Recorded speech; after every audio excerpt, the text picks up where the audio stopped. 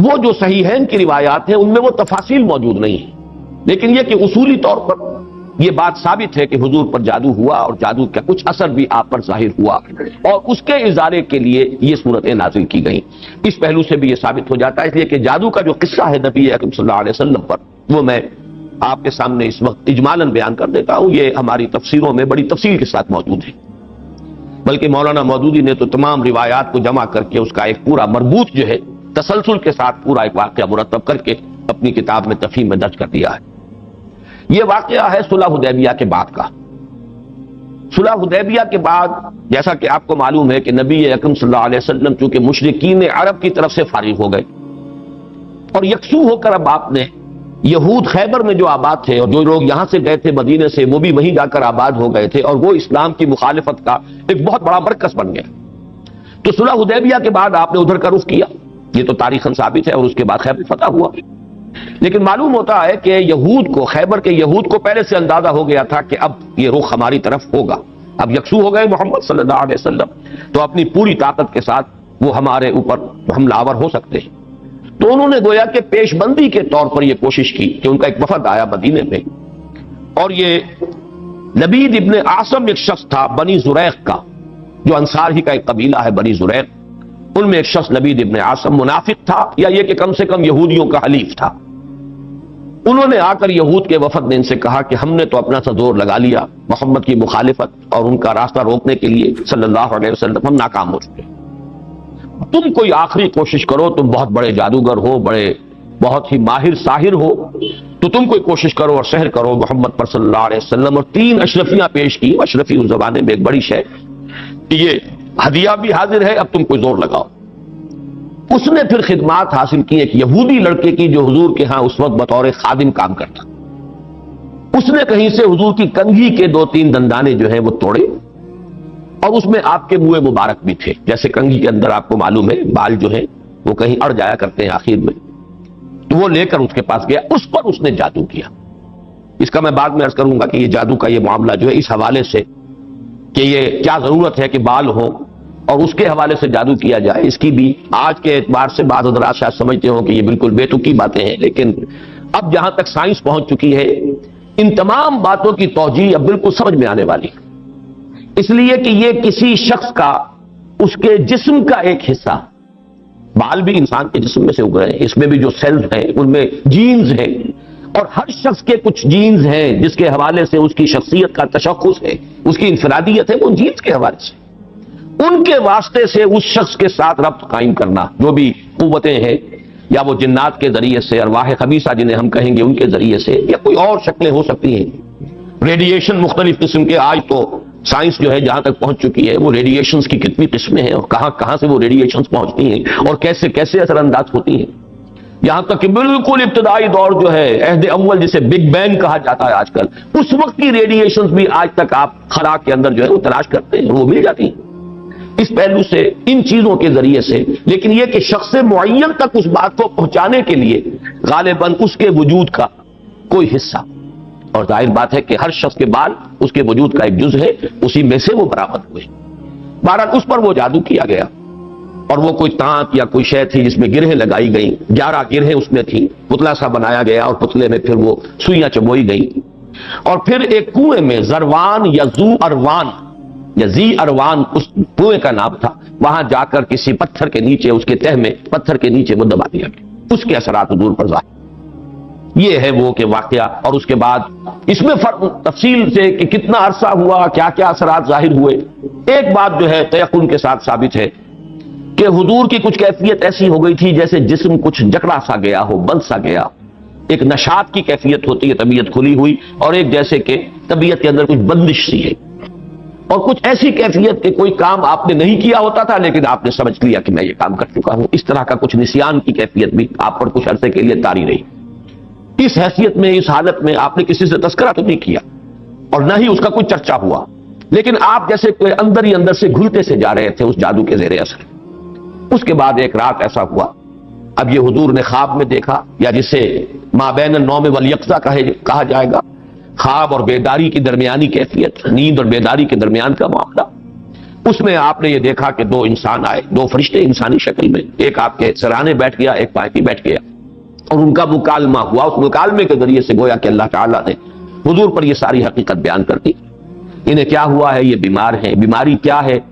ان پر جادو کیا گیا ہے، جادو کس نے کیا ہے، لبید بن عاصم نے کیا، کس شے میں کیا ہے، وہ ساری تفصیل، کہاں ہے وہ، وہاں دبا ہوا ہے۔ یہ حضور صلی اللہ علیہ وسلم کو جب یہ چیز بتا دی گئی تو اگلے دن پھر آپ نے صبح حضرت عائشہ سے بھی بتایا کہ یہ واقعہ اس طرح مجھے ہوا، اور میری جو تکلیف تھی اس کا مجھے اللہ تعالیٰ کی طرف سے علاج بتا دیا گیا۔ پھر آپ حضرت علی رضی اللہ تعالیٰ عنہ کو اور غالباً حضرت طلحہ کو، ان کو آپ نے بھیجا، کچھ اور لوگ بھی ساتھ ہو گئے، بنو زریق کے بھی کچھ لوگ ساتھ ہوئے، اور جا کر اس کنویں میں سے پھر وہ شے نکال لی گئی، اور حضور صلی اللہ علیہ وسلم بھی وہیں پر پہنچ گئے۔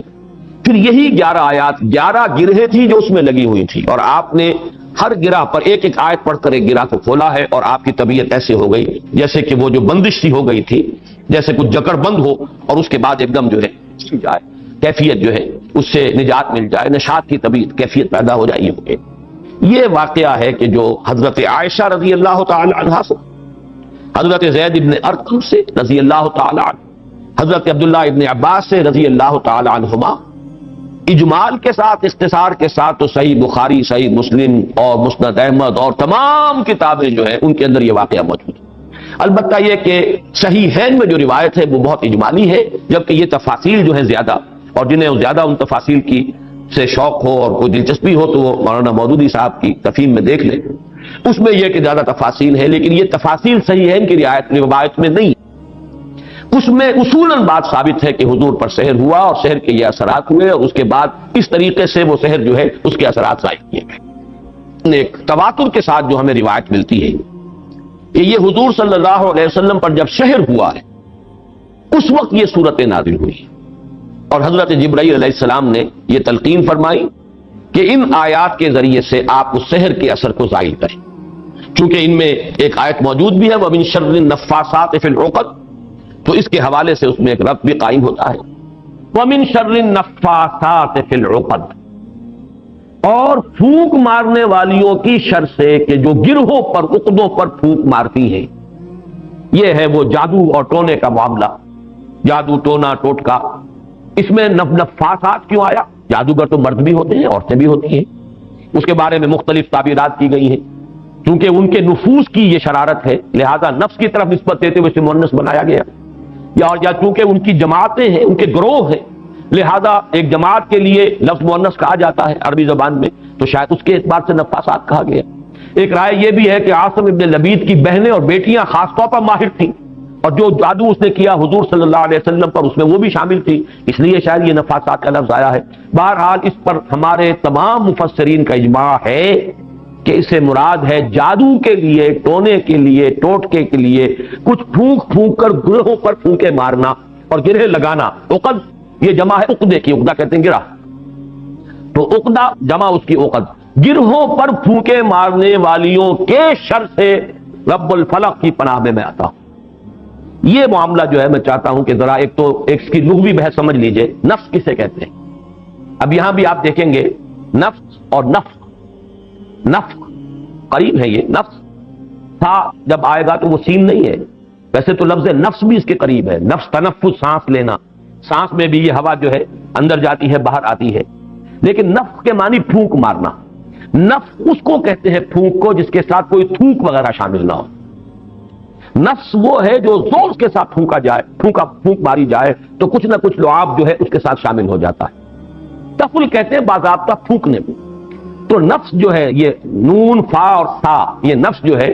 نفخ اور تفل کے مابین کی شے ہے، جب زور کے ساتھ پھونک ماری جاتی ہے تو کچھ نہ کچھ لعاب جو ہے اس کے ساتھ شامل ہو جاتا ہے، یہ ہے نفس، پھونکے مارنا شدت کے ساتھ، زور کے ساتھ۔ اور اس میں بھی میں یہ سمجھتا ہوں کہ وہی کہ جو بھی انہوں نے جو کچھ پڑھا ہے ان کلمات کے اندر جو بھی خرابی ہے، اس کے ساتھ ساتھ وہ جنہوں نے ریاضتیں کی ہوئی ہیں، مشقیں کی ہوئی ہیں، ان کی اپنی انرجی کا جو ایک حصہ ہے وہ اس پھونک کے اندر شامل ہو کر وہ اس جادو کا ذریعہ اور سبب بنتا ہے۔ جادو برحق ہے، کلمات کی تاثیر ثابت ہے، ہر کلمہ خیر ہو، کلمہ شر ہو، اس کی کوئی تاثیر ہے، اس کے کوئی نتائج ہے، اور اس کے نتائج نکلتے ہیں۔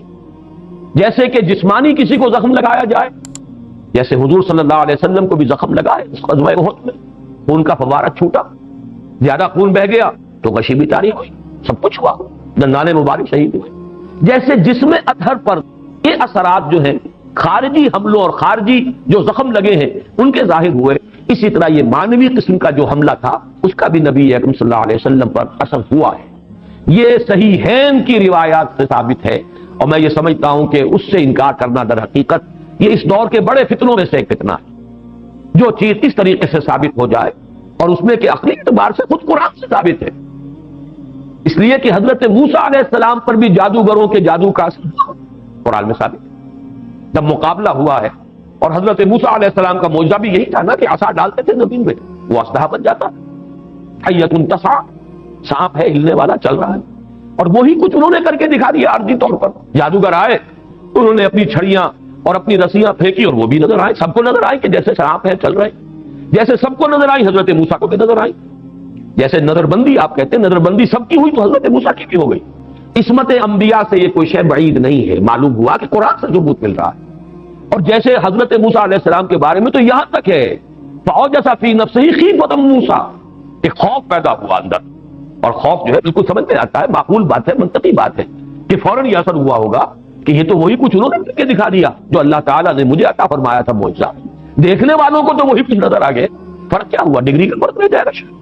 لیکن یہ کہ جب اللہ تعالیٰ نے فرمایا ہے موسیٰ لا تخف انک انت الاعلی، گھبراؤ نہیں، تم ہی جیتو گے، تم ہی سربلند رہو گے، گھبراؤ نہیں، خوف محسوس نہ کرو، ذرا جو تمہارے ہاتھ میں اسے ڈالو تو صحیح، الق ما فی یدک الق عصاک، پھینکو۔ اور اب اس اژدہا نے جو حضرت موسیٰ کے اعصاب سے بنا ہڑپ کر لیا ان تمام سانپوں کو جو نظر آ رہے تھے، تو معلوم ہوا کہ یہ جادو تھا، اور یہ جادو نہیں کوئی اور شے۔ اور یہ بھی میں نے بارہا عرض کیا ہے کہ یہ بات، یہ حقیقت بھی منکشف انہی پر ہوئی جو جادوگر تھے۔ دوسرے والوں کو تو دیکھنے کو یہی پتا چلا ہوگا یہ بڑا جادوگر، یہ چھوٹے جادوگر، اور کیا، بڑا جادوگر غالب آ گیا، چھوٹے جادوگر جو ہے نا ہار گئے۔ بڑے جادوگر کا نے جو جادو پیدا کیا اس نے ہڑپ کر لیا چھوٹے جادوگروں کے جادو کو، تو زیادہ سے زیادہ ان کے ذہن میں تو یہی بات آئے گی۔ لیکن جادوگر جانتے تھے یہ شے کچھ اور ہے، یہ جادو نہیں ہے، اس لیے کہ ہر ماہر فن اپنے فن کی لیمیٹیشنز کو جانتا ہے۔ یہ تو اسٹیفن ہاکنگ سے پوچھئے کہ فزکس کی اس وقت کیا لمٹ ہے جس سے آگے فزکس نہیں جا سکتی، یہ کسی بھی بڑے سے بڑے ماہر سے پوچھئے کہ کیا ہماری لیمیٹیشنز ہے۔ بہت بڑا معالج آج آپ کو بتائے گا کہ فلاں بیماری کے ضمن میں یہ ہماری لیمیٹیشن، اس سے آگے نہیں جا سکتی۔ فرض کیجئے ایک دم کوئی اس سے 1000 گنا آگے کی کوئی بات آ جائے تو اسے معجزہ کہا جائے گا، یہ معجزہ، یہ کوئی اور شے ہے۔ یہ انسانی علم اور سائنس کی ترقی کا معاملہ نہیں ہے۔ انسانی علم اور انسانی سائنسی ترقی جو ہے وہ تو قدم بقدم آگے بڑھتی ہے، اسٹیپ بائی اسٹیپ، اس طریقے سے چلانگے تو نہیں چلایا کرتے۔ بہرحال جب حضرت موسیٰ پر بھی وہی تاثر ہوا جو باقی لوگوں پر تھا تو قرآن سے ثابت ہے، تو حضور صلی اللہ علیہ وسلم پر بھی یہ ہوا ہے۔ باقی مختلف لوگوں نے مختلف طریقے سے اس کی نفی کی ہے، مذاق اڑایا ہے، اس پر یہ کہہ دیا کہ اس سے تو پھر نبی کی عصمت جو ہے وہ ختم ہو گئی۔ لوگ جو کہتے تھے کہ یہ جادوگر ہیں، گویا کہ ان روایات اور ان احادیث کو ہم قبول کر لیں تو جادو کا اثر ہو جانا ثابت ہو گیا، حالانکہ اس میں بھی بڑا فرق ہے۔ وہ کہتے تھے جادوگر کس معنی میں کہ یہ خود جادو کر رہا ہے، یہاں یہ کہ جادو کا اثر آپ پر ہوا ہے، اور وہ بھی اثر اس درجے میں نہیں ہوا کہ جس سے آپ کی عصمت مجروح ہو جائے اور غیر معتبر ہو جائے، اس لیے کہ اس کا کسی اور کو تو پتہ ہی نہیں چلا، گھر والوں کو بھی اندازہ نہیں ہوا، صرف حضور نے اس کیفیت کو محسوس کیا ہے، اور وہ بھی صرف دنیاوی معاملات میں۔ کسی نماز کے بارے میں یہ نہیں آیا کہ حضور نے نہ پڑھی ہو اور آپ کو یہ گمان ہو گیا ہو کہ میں پڑھ چکا ہوں، نہیں۔ البتہ یہ کہ تعلق زن و شوق، میں اپنی فلاں اہلیہ کے ہاں ہو آیا ہوں لیکن آپ نہیں گئے،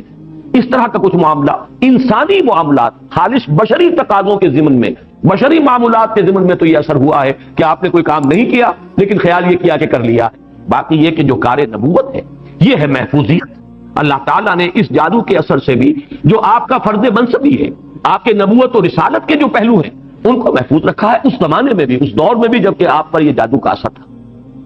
بہرحال جادو برحق ہے، البتہ جادو کرنا کفر ہے۔ زہر میں تاثیر ہے، کسی کو زہر کھلانا یہ بہرحال جرم ہے، یہ قتل عمد ہے، زہر سے مار اس کی تو سزا ہو جائے گا۔ اس اعتبار سے نوٹ کر لیجئے وَمِن شَرِّ النَّفَّاثَاتِ فِي الْعُقَدِ، اور یہ بھی گویا کہ ایک شکل ہوئی من شر ما خلق۔ حضور صلی اللہ علیہ وسلم کچھ تلقین فرماتے تھے، اور خود آپ کا بھی ایک معمول تھا، اور یہ روایت بھی ثابت ہے بخاری سے اور مسلم سے کہ رات کے وقت آپ کا یہ معمول تھا کہ یہ دونوں صورتیں آپ پڑھتے تھے، اپنے ہاتھوں پر پھونکتے تھے، اور پھر اپنا ہاتھ، اپنا دست مبارک اپنے پورے جسم پر جہاں جہاں تک بھی ہاتھ پہنچ سکتے تھے آپ پھیر لیتے تھے. یہ رات کو سوتے ہوئے آپ کا معمول تھا. یہاں تک کہ مرض وفات میں جب آپ پر نقاہت بہت زیادہ طاری ہو گئی تو ایسا بھی ہوتا رہا ہے کہ حضور صلی اللہ علیہ وسلم کے ہاتھ حضرت عائشہ نے اٹھائے، حضور نے اس پر پڑھا، پھونکا، اور پھر حضرت عائشہ نے حضور کے ہاتھ جو ہیں آپ کے جسم کے اوپر پھیر دیے. بلکہ ایسا بھی ہوا کہ خود حضرت عائشہ رضی اللہ تعالیٰ عنہ نے اپنے ہاتھوں سے یہی عمل جو ہے جاری رکھا ہے. تو یہ بھی اصل میں نبی اکرم صلی اللہ علیہ وسلم کا جو خاص تعلق ان دو صورتوں کے ساتھ ہے، اس لیے کہ روایات سے یہ معلوم ہوتا ہے کہ ان کے نزول سے پہلے قرآن مجید میں بھی مختلف جگہوں پر جو ہے وہ استعاذے کا حکم موجود ہے. تو حضور سے بھی بہت سی دعائیں منقول ہیں جن میں آپ استعاذہ کرتے تھے، پناہ طلب کرتے تھے مختلف چیزوں سے. اعوذ باللہ، اللہم انی اعوذ بک من العجز والکسل ومن البخل والشح، مختلف جو ہے حضور سے روایات ثابت ہیں. ونعوذ باللہ من شرور انفسنا ومن سیئات اعمالنا. اب یہ تمام چیزیں جو حضور سے ثابت ہیں، لیکن جب یہ صورتیں نازل ہو گئی تو اس کے بعد حضور صلی اللہ علیہ وسلم نے گویا کہ تعوذ جو ہے اپنا اس کو خاص کر لیا ان دو صورتوں کے ساتھ. گویا کہ السلام علیکم ورحمۃ اللہ وبرکاتہ. اس طرح کی مزید انبیٹیبل ویڈیوز دیکھنے کے لیے ہمارے اس چینل ایٹرنل فیتھ کو سبسکرائب کریں. آپ کا شکریہ.